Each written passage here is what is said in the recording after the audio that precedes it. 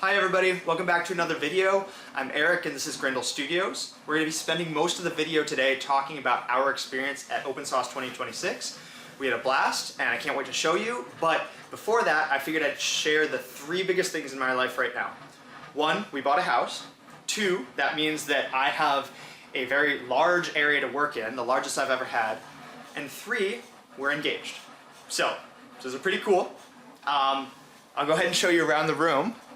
We have past projects over there, including the ever creepy Pennywise, some storage, and if I spin it back around, programming station and electrical and soldering.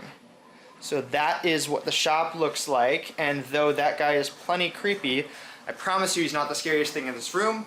That would have to go to the dozens of spiders that are in here all the time, every day. I've killed 7 tonight, and I'm sure I will kill more later. But it is what it is, and I'm really excited about this. This is, for real, the best space I've ever had. So, beyond that, I think we'll get into the rest of the video about Opensauce. I hope you guys enjoy. I'd like to start this off by thanking William Osman and the entirety of the Opensauce crew for another year of this amazing, weird science fair. I look forward to the event every year, and it seems to just keep getting better and better. I'd like to also give an apology and disclaimer to all of my fellow exhibitors for the brevity of this showcase. There are so many incredible booths to visit, and I'm sure that as I highlight some of our favorites, I will miss details about how some exhibits really worked. That aside, I'd like to start off with one of my favorite topics, 3D printing. Though I'd guess that many of the projects at Opensauce are 3D printed, one of the biggest examples I found was this full life-size kayak that somebody had printed out and glued together. Speaking of 3D printing, here's a lot more of it in the form of 2 giant Game Boys. After that, Blossom went on to play chess against a ghost, and even go on to try to defend herself to this AI judge in a courtroom simulation game.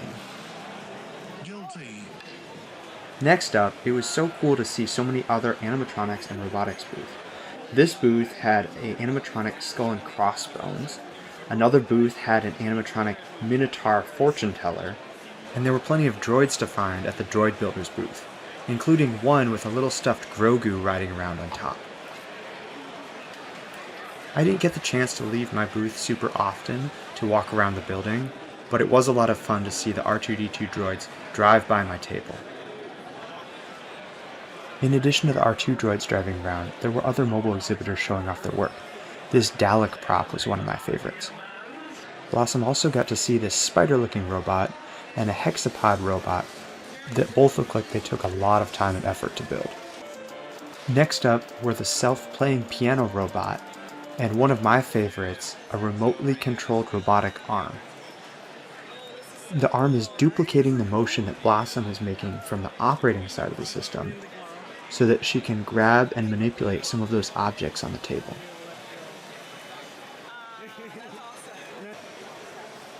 And the last thing that I wanted to showcase were some of my favorite cosplay booths that we saw. There was this amazing and really tall Warhammer costume, as well as this sci-fi gun prop that really caught my eye. One of my favorite things about Opensauce is the variety of exhibitors that are there. I think in this shot, Blossom is following the bipedal robot on the left, but on the right, I really like the puppeted cosplay wings that the woman is wearing. Lastly, on behalf of both of us at Grendel Studios, I want to thank all of the exhibitors and creators that we got to meet and talk to over the course of the weekend, as well as anybody that came to our booth to meet and talk to us. It's always so good to be able to interact with such an amazing community, and we're really looking forward to our next year at Opensauce.